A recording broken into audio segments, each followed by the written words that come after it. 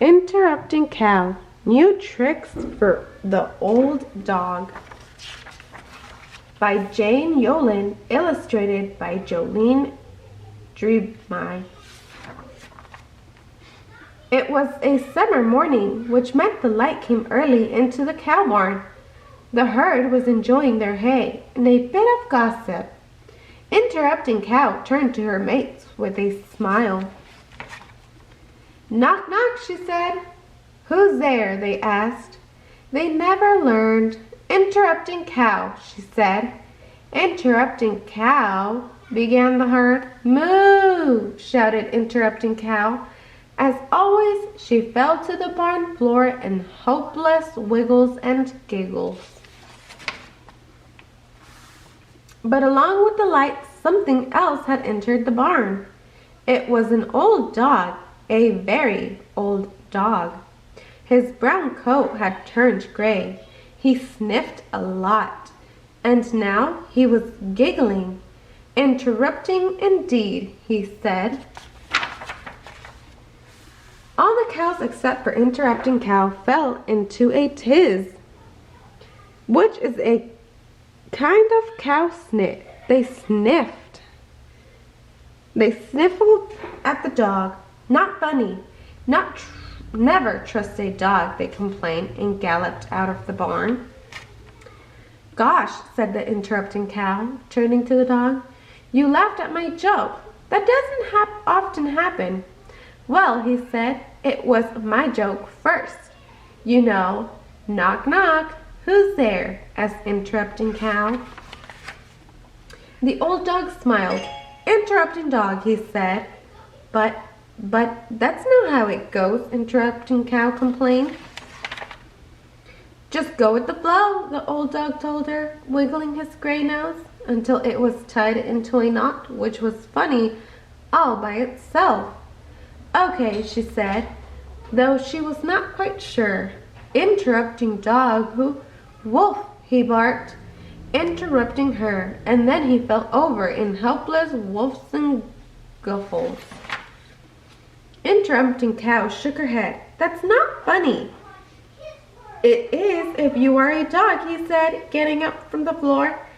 "An old dog. It's my best trick." "Then it's time to learn a new one," said Interrupting Cow. "Even I have managed to do that, and I am no spring chicken, though it was a rooster crossing a road who taught me to try some new material." "But what if I am too old to learn new tricks?" the gray dog asked, and woofed sadly. "Knock, knock." But the Interrupting Cow did not ask the question.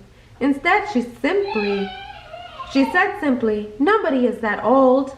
They went outside into the yard, then came to the duck pond where the ducks who had heard Interrupting Cow's joke too often and never laughed swam quickly to the other side, leaving a barrier of foam behind.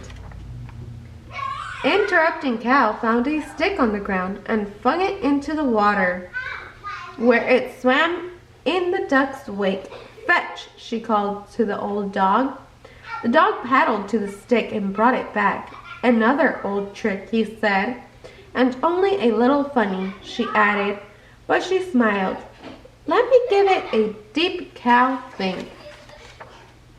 She had him try balancing on a ball and walking on a tightrope stretched on the ground. It made her laugh a little more. She had him try jumping through a hoop, skipping back and forth, dancing the tango. Even singing, they began to laugh together.